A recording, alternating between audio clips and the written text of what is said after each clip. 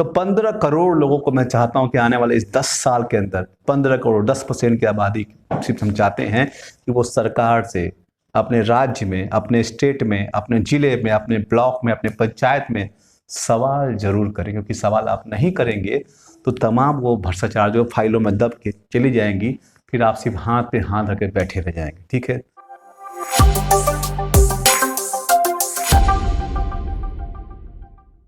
मेरे पास बहुत सारे लोगों के कॉल भी आते हैं, आप में से बहुत लोग कॉल करते हैं, जब बताते हैं सर हमने वीडियो देखा, ये वाला काम फलाना काम हो गया, तो सच बताऊं तो मुझे लगता है कि यार मेरा वीडियो बनाना सफल हो गया। ठीक है। तो ऐसे ही आपको मैं बता रहा हूँ कि हरियाणा से हमारे साथ में व्यक्ति हमारे समिट में आए हुए हैं, जिनका नाम है अजीत ग्रोवर जी हैं, और सीनियर सिटीजन हैं वो। आप सोचिए उस उम्र में ये जज्बा, ये जोश आरटीआई के बारे में जानने का, तमाम वो योजनाओं के बारे में सीखने का, हरियाणा से चलकर सफ़र करके, ठीक है, यहाँ तक आए हैं। आइए जानते हैं कि कैसे उनके जीवन में जागो इंडिया परिवर्तन लेके आए और यहाँ तक क्यों आए हैं। आइए समझते हैं, जानते हैं उनसे। जी अजीत जी, अपना परिचय दे दीजिए। मेरा नाम अजीत ग्रोवर, मैं आईटीआई डिपार्टमेंट से रिटायर हुआ हूँ। और मेरे जो बॉस थे, जो मेरे जहाँ से मैंने अपना कैरियर, सर्विस कैरियर शुरू किया, उन्होंने मुझे पहले ही दिन कहा था क्या मेरे साथ ईमानदारी से काम करोगे।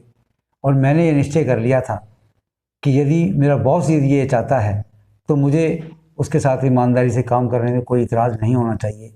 और यही कारण रहा कि 88 से लेकर के आज तक मैं ईमानदारी से काम करता रहा, चाहे सरकार की नज़रों में किरकिरी रहा, चाहे कितनी भी विपत्तियां आई, लेकिन मैंने आरटीआई की एक्ट के माध्यम से, आरटीआई एक्ट अभी आया भी नहीं था, उससे पहले से ही मैंने प्रधानमंत्री को लिख करके सारी सूचनाएं प्राप्त करनी शुरू कर दी थी। 2005 के अंदर जब ये आरटीआई एक्ट आया, 7 से मैंने आरटीआई लगानी शुरू की और अब तक लगभग 100 आरटीआई लगाई हैं। और जो दहशत आज देखने को मिल रही है हरियाणा सरकार के अंदर, भारत सरकार के अंदर, वो इसी बात का प्रमाण है कि अब वो मेरी आरटीआई को देख करके ही इन्होंने अंदाज़ा लगाना शुरू कर दिया है कि बदलाव लाना इतना ही ज़रूरी है जितना कि जनता की सेवा करना। और अब सरकार ने ये मान लिया है कि हमने जो गलतियां की हैं हमें उसको एक्सेप्ट करना पड़ेगा। और जो ब्याज समेत पैसा, जो 30 लाख रुपया मेरा आज तक रोका हुआ है, वो देने के लिए लगभग तैयार है। अब फाइनल ऑर्डर होने बाकी रह गए हैं। और इसी के साथ मैं आपको बताना चाहूँगा कि इसकी शुरुआत कहाँ से हुई। जब मैंने 1996 के अंदर एक फ्रॉड को पकड़ा और मैंने ये बुक्स जा कर के हमारे अधिकारी, जो आईएएस अधिकारी हैं, डायरेक्टर जनरल इंडस्ट्रियल ट्रेनिंग, उनको दिखाया कि देखिए एग्ज़ाम में जॉब आ रही है एयर कंडीशनर और गैस दिखाई जा रही है कि एसी प्लांट के अंदर गैस भरी गई है, और जबकि 2 किलो गैस की डिमांड डीजीईटी के अनुसार होनी चाहिए और इन्होंने 14 किलो गैस को कंज्यूम किया है। इसका बोगस बिल लाया गया है और ये सारा का सारा फ्रॉड किया गया है। तब से उन्होंने एक्सेप्ट किया और 2022 के अंदर इसके प्रमाण प्राप्त हुए।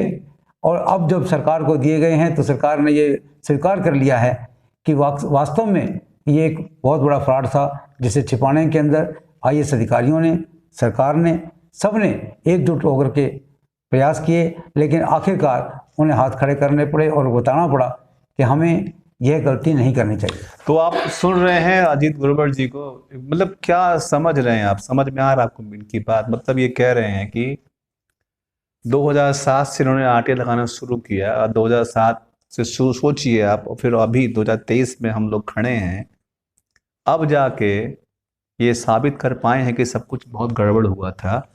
और यहाँ तक कि ऑफिसर्स जो है इसको छुपाने में लगे रहते हैं। ये एक जगह की बात नहीं है, देश में कई जगह पे ऐसा होता रहता है।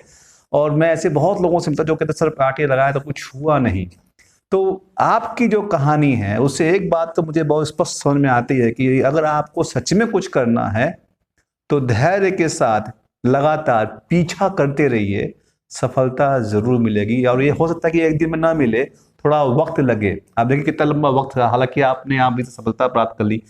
क्या लगता है आपको? अब मुझे पहले भी पूरा विश्वास था कि ये एक ना एक दिन मैं इस फ्रॉड को हाईलाइट करके रहूँगा और उच्च अधिकारियों को और सभी को ये साबित कर दूंगा कि इस प्रकार के फ्रॉड देश हित में नहीं है। और अभी जो मैंने लेटेस्ट लेटर लिखा है उसमें मैंने यही लिखा है मुख्यमंत्री महोदय को कि ये नीचे से लेकर के ऊपर तक, चाहे प्रिंसिपल है, चाहे डायरेक्टर लेवल है, चाहे गवर्नर ऑफिस है, ये सभी के सभी इनका एक ही उद्देश्य है कि आरटीआई द्वारा इंफॉर्मेशन ना दी जाए, इसको सुप्रेस किया जाए और जो कर्मचारी या जो व्यक्ति आरटीआई लगाता है उसका अधिक से अधिक नुकसान किया जाए। लेकिन अब मुख्यमंत्री कार्यालय ने ये एक्सेप्ट कर लिया है कि ये इस चीज़ को बदलाव लाना ही पड़ेगा, हमें अपनी गलतियों को एक्सेप्ट करना पड़ेगा और हमें जनता के साथ पूरा न्याय करना पड़ेगा, क्योंकि हम उसके टैक्स से तनख्वाह लेते हैं, उनके टैक्स से सभी लाभ लेते हैं। जागो इंडिया के बारे में कैसे मालूम पड़ा आपको, हमारे बारे में कैसे जान पाए आप?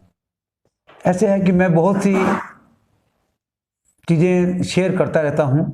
जब भी मुझे कोई सूचना मिलती है या मुझे कोई नई चीज़ देखने को मिलती है तो मैंने अपने मोबाइल के अंदर आरटीआई एक्टिविस्टों को सब की लिस्ट तकरीबन तैयार कर रखी है। तो इनके कई बार वीडियो ये आए और मैंने देखा कि हर मेरी बात के ऊपर रिएक्शन, हर मेरी बात के ऊपर मुझे जानकारी इनसे मिलती रहती है। तो मुझे ये समझ में आया कि यही एक ऐसा व्यक्ति हैं जो मेरी समस्या और जनता की समस्या को बड़े अच्छे से समझते हैं और इस बारे में अधिक से अधिक कदम जो उठा सकते हैं वो यही हैं। इसीलिए मैं आज इनसे मिलने के लिए यहाँ आया हूँ और मैं ये भी जानना चाहूँगा इनसे कि किस प्रकार से हम आगे का भविष्य तय करें ताकि इस देश से करप्शन को जड़ से ख़त्म किया जा सके। जी बहुत बहुत धन्यवाद। दोस्तों यही मेरा कथन है, जैसे कि अभी अजीत ग्रोवर जी ने बताया, सीनियर सिटीजन है, मैं इनका सम्मान करता हूँ कि उम्र के इस पड़ाव पे आके भी आप मुझसे सीखने आए, मेरे लिए ये गर्व की बात है। और मैं यहाँ तक आ पाया हूँ कि मैं कुछ आपको दे पा रहा हूँ, ये मेरे लिए ये समझने की बात है कि मुझे भी बहुत काम करना बाकी है जीवन में। तो मेरा सपना, मेरा ड्रीम यही है, जो अजीत जी जैसे लोग और प्रिंस जैसे लोग, अनिल जैसे लोग, तमाम जो कृष्ण जैसे लोग यहाँ पर हमारे सामने सुना जिनको आपने अभी तक, मेरा एक ही प्लान है। हम जनसंख्या में तो बढ़ रहे हैं, हम टैक्स तो पे कर रहे हैं, मेरा जो एक सपना है, मैं एक बार मुझसे किसी व्यक्ति ने पूछा, विजय जी आप कब लोगों को सिखाना बंद कर देंगे, आप लोगों को कब आरटीआई सिखाना बंद करेंगे या कब लोगों को जागरूक करना बंद करेंगे, किसी ने मुझसे सवाल किया था। तो मेरा जवाब ये रहा उनसे कि जिस दिन मेरे देश का एक भिखारी भी, एक मजदूर भी, एक गड्ढा खोदने वाला, रिक्शा खोदने वाला अपने जिले के डीएम से, प्रधानमंत्री से सवाल करना शुरू कर देगा, उस दिन मैं सिखाना बंद कर दूंगा।